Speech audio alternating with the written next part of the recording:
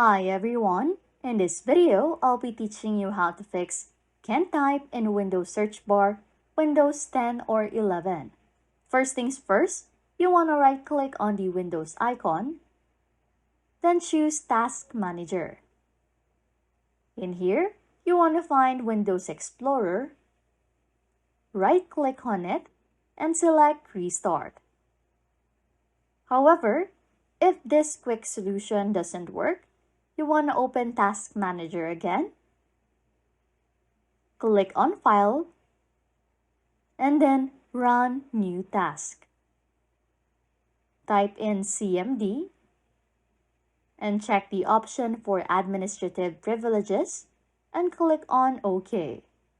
Lastly, in the command prompt window, type in sfc/scannow